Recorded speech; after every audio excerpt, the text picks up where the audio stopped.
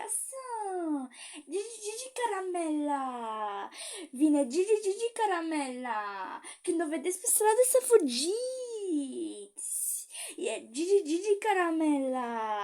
Bossa boselor. Caramela caramelelor. E Gigi Caramela, cea mai fițoasă dintre toate.